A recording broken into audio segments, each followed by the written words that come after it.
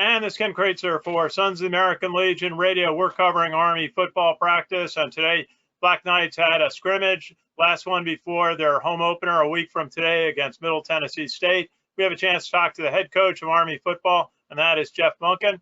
And Coach, last scrimmage, week before you're going to start the season, certainly a very unprecedented season.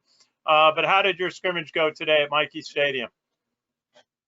The enthusiasm was really good, and I thought our guys concentrated and handled this scrimmage just probably exactly like we wanted to for what it's designed for. We didn't have a lot of contact, really just concentrating on trying to build up to game day.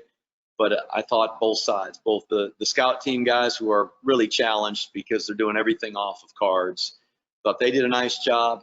And I thought the travel squad, the guys that are the two deep and the few extras, handled their side of it well. We put them in some different situations and had some good things happen, some adversity that both we created as well as some plays that the scout teams made. So I thought it was good. I thought we improved and were able to talk through a lot of things that may come up in the game and different situations, and played just about everybody to give them a chance to do that. So we're hopefully a little bit more prepared for next Saturday when we have to play for real. Very good, man. Maybe just going over the offense, you've got a number of seniors on your offensive line with senior Noah Knapp. How does the offensive line look at this point for you?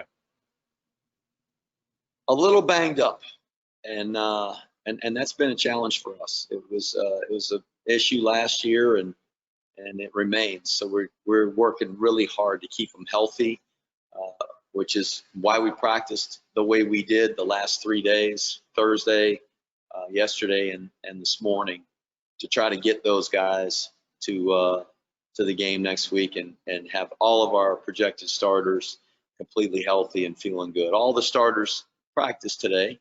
Everybody was healthy enough to practice. We just were very cautious that we don't have reoccurring injuries. But I'm excited about the group of guys if we do have our projected starters, just because they've got so many game reps. Guys like Peyton Reeder and JB Hunter and Mike Johnson, those guys have played a lot of football for us. So I'm excited about that group. Like I said, if we can just each week have that same group of guys in there. And what's been positive with some of those guys not being able to practice every single day is there's been a lot of other guys get some reps.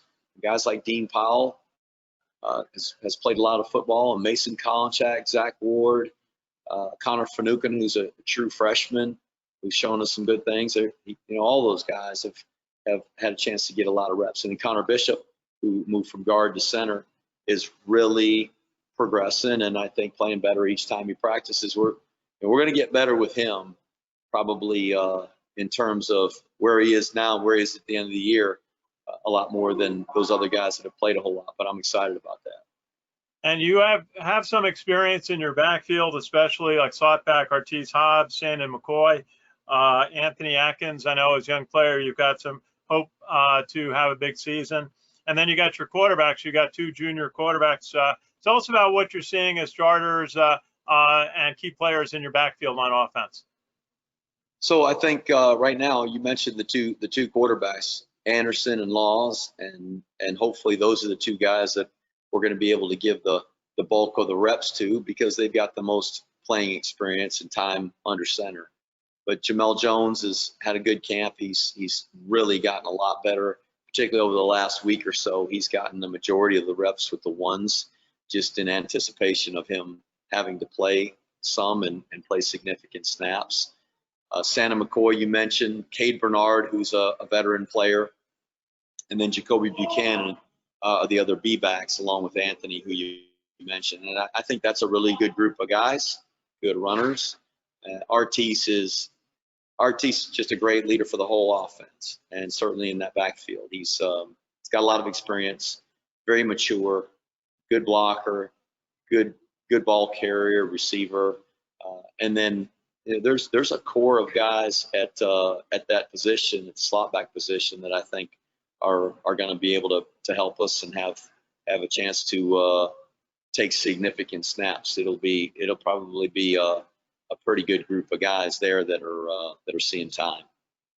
And Coach, just on defense, you've got a lot of new players involved, but you got a couple of seniors like Nick Stokes and Idris Patterson and Kuban Bonzu and Eric Smith has really had a great season last year. Tell us a little bit about some of the key players on defense. You mentioned a good number of them. We've been really happy with Nolan Cockrell playing on the defensive line, and he can pretty much play all three positions there. He just plays with a great motor, strong, tough.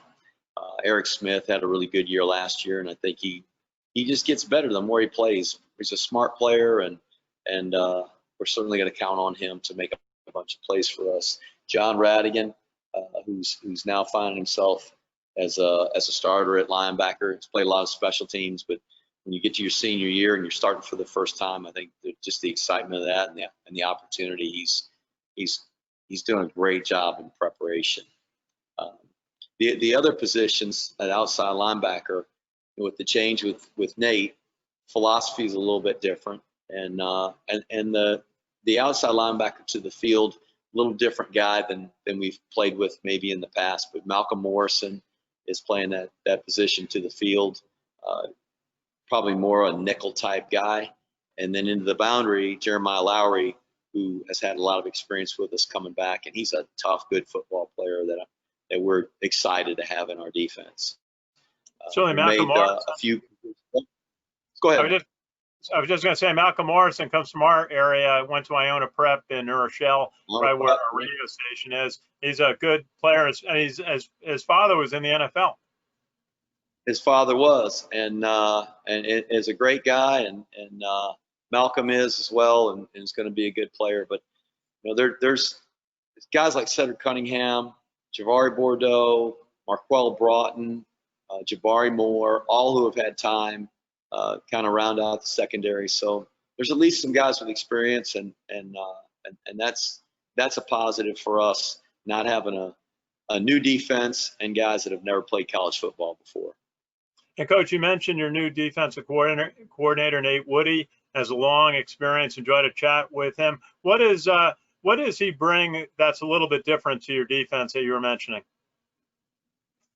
It's a similar defense in terms of just in terms of the philosophy, being an odd front defense, not completely changing entirely to a different front where we've got to get different body types in positions that are unfamiliar with, but I think just a different way to skin a cat, and he's got some great ideas and has played great defense with his teams over the years. A very, very well respected coach in our profession, defensive coordinator in our profession. So I love his philosophy. He keeps it very simple, and our guys can play fast, and hopefully assignment wise we'll be ready to do that on Saturday, because as we mentioned, we're playing a very athletic football team in Middle Tennessee the last time you and I talked, and it's going to take our guys playing really fast and knowing their assignments.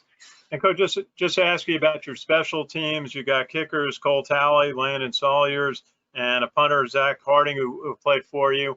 How do you see the kicking and punting going as you start the year? Salyers is the starter at kicker and probably will handle both of the place kicking and the kickoff duties. And then Harding is our punter. I've been really impressed with Brooks Jose, who's also a punter, and he doesn't quite have the distance, but great accuracy with his punts, and kicks a really clean football. O'Connor's going to handle all the long snapping duties right now as the starter, but we've got Paul Lawless, who's been in the program as a senior, as a backup, and very capable. So I think we got a good group of specialists that have experience and are going to be able to do the job for us. And just to ask you about Middle Tennessee, they've got a highly experienced coach, 15 years, Rick Stockstill. They've been to a lot of bowl games in his tenure. They got a good quarterback. It looks like he likes to throw the ball, Asher O'Hara, and some good guys on defense. So what do you see when you look at Middle Tennessee State? Very well coached football team. Coach Stockstill, as you mentioned, been there a long time, and I've known Rick a long time. He's a terrific football coach. They've not only been to bowl games, but they've also won some of those bowl games, and won along with that some really big football games, beating Power 5 teams, and when you've been in a school for 15 years as the coach, you got a culture that's well established. The guys in your program have grown up under your assistant coaches, and the discipline and the development are all there. It's going to be a really challenging game for us. They're a good football team and really, really athletic. The quarterback's a great player, 1,000-yard rusher, can throw the ball, has a big offensive line in front of him, and having spent so much time in Georgia, particularly at Georgia Southern, a lot of those guys that we saw in the state of Georgia that we were trying to recruit, Middle Tennessee was in their recruiting as well, and they do really well in that state. We know the kind of athletes, just having recruited against them, that they're signing every year from that region of the country, Tennessee and Georgia and Alabama, and really impressive roster. And Coach, just a final thought, week 2, your opener, you got a big advantage in that you're going to have the Corps of Cadets sitting and standing and cheering right behind your bench this year. A lot going on. The team has overcome a lot of adversity, a lot of uncertainty this year. How does it feel to be a week away from your first game? We're thrilled. Our team is excited. I am. I hope the Corps of Cadets is excited about the opportunity to come up here to Michie Stadium and cheer on their teammates, their classmates, and that's I think one great thing about being here. There are so many schools that, as a precaution, are beginning the season with no fans at all. Being in the bubble that we're in, it's great to know we're going to have the entire Corps of Cadets, 4,000 strong, 4,000 plus, there to cheer us on. So we'll hopefully do enough to give them something to cheer for. Absolutely, looking forward to that. The coach of Army football, Jeff Monken, thank you very much for your time today, Coach, and best wishes as you start your season from everybody at the American Legion. Thanks, Ken. Good to see you, Coach. We'll talk to you during the week. And this is Ken Kreitzer for Sons of the American Legion Radio covering Army football.